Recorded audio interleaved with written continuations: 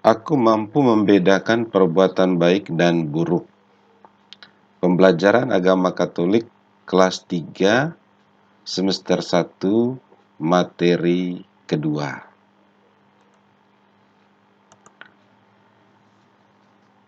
Anak-anak, selamat bertemu kembali. Apa kabar? Semoga kalian baik-baik. Dalam video sebelumnya, kita sudah berbicara tentang aku yang bertumbuh dan berkembang. Semoga kalian bisa bersyukur karena setiap saat kalian bisa bertumbuh dan berkembang. Kalian makin tinggi dan makin besar, kalian makin pintar, usia bertambah, dan pertumbuhan serta perkembangan lainnya. Dalam video kali ini, kita akan membahas tentang aku yang mampu membedakan perbuatan baik dan perbuatan buruk. Apakah kalian tahu apa itu perbuatan baik atau perbuatan buruk?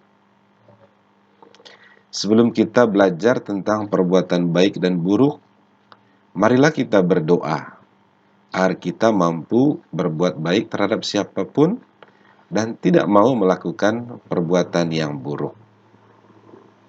Mari kita berdoa. Dalam nama Bapa dan Putra dan Roh Kudus. Amin. Tuhan Yesus, terima kasih atas pengetahuan yang telah Kau anugerahkan kepada kami. Bantulah kami agar kami dapat menggunakan pengetahuan tersebut untuk memahami segala yang baik dan yang buruk, sehingga kami mampu untuk menentukan hal yang baik sesuai dengan kehendak-Mu. Amin. Dalam nama Bapa dan Putra dan Roh Kudus. Amin. Anak-anak yang terkasih, lihatlah gambar di sebelah kiri ini. Dari gambar ini, gambar mana yang menunjukkan perbuatan baik?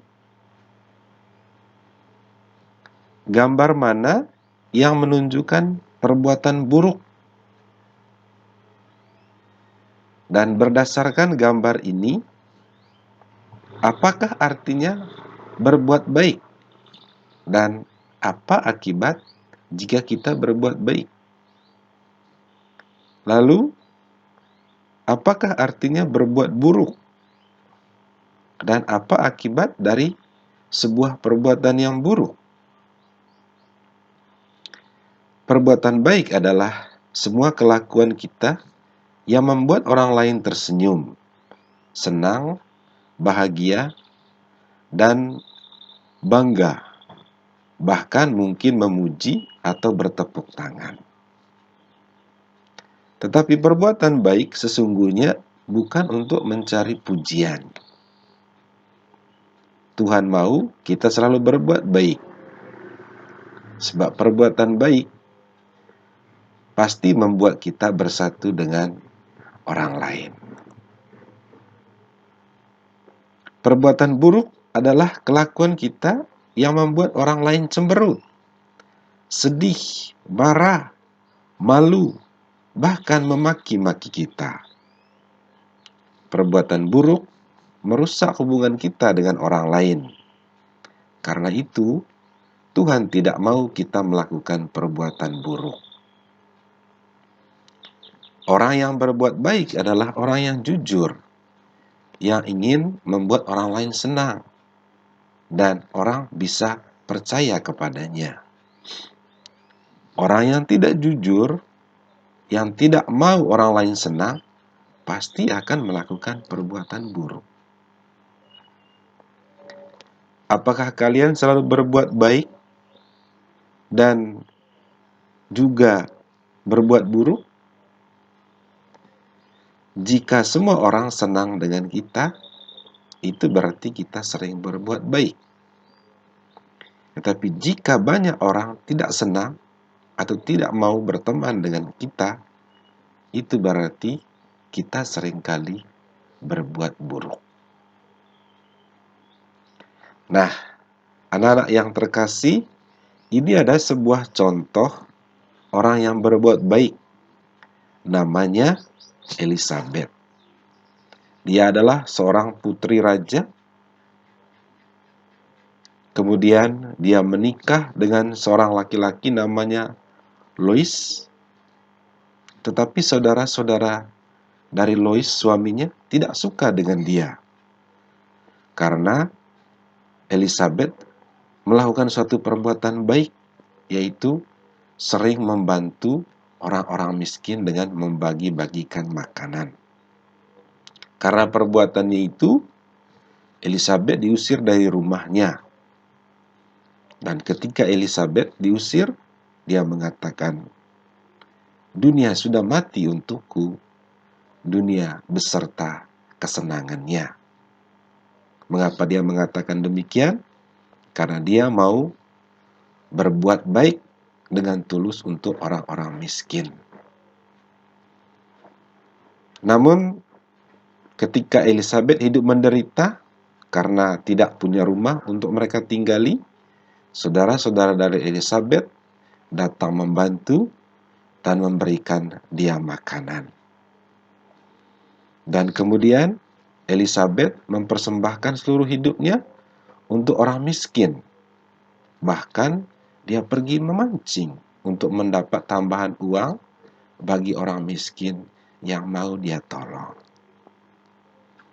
Elizabeth berbuat demikian karena imannya kepada Yesus. Yesus sudah berbuat baik dan berkorban untuk dia, maka dia juga mau berbuat baik kepada orang-orang miskin. Atau juga contoh lain bisa kita lihat dalam kitab suci. Dalam kitab suci diceritakan tentang banyak orang berbuat baik, seperti Ruth. Dia adalah seorang perempuan yang selalu mendampingi mertuanya walaupun suaminya sudah meninggal. Atau juga ada yang namanya Esther. Dia sudah menjadi ratu, tapi tidak mau melupakan bangsanya yang tertindas. Atau ada juga yang namanya Yonatan. Dia sahabat dari Daud. Dia tetap membantu dan menolong Daud, walaupun bapa dari Yonatan, yaitu Saul, tidak suka dengan Daud. Atau ada juga cerita tentang orang Samaria yang menolong orang yang sedang dirampok ketika dia sedang dalam perjalanan. Atau juga yang tentu kalian pasti ingat, yaitu Yesus sendiri, yang karena cintanya yang luar biasa, dia rela mati di kayu salib. Itulah anak-anak yang terkasih, contoh dari orang-orang yang berbuat baik. Adik-adik yang terkasih, dari apa yang kita bicarakan hari ini, kita bisa mengatakan perbuatan baik dan perbuatan buruk semua ada akibatnya. Namun Tuhan menghendaki agar kita selalu berbuat baik kepada sesama. Tapi Tuhan memberikan kepada kita kebebasan untuk memilih apakah kita berbuat baik atau berbuat buruk. Jika kita ingin berbuat baik dan menyenangi orang, lakukanlah hal yang sesuai dengan yang diinginkan Tuhan. Jika tidak, Anda pasti melakukan perbuatan buruk yang tidak baik untuk orang lain dan juga tidak baik untuk diri sendiri. Itulah adik-adik pembahasan kita hari ini tentang perbuatan baik dan perbuatan buruk.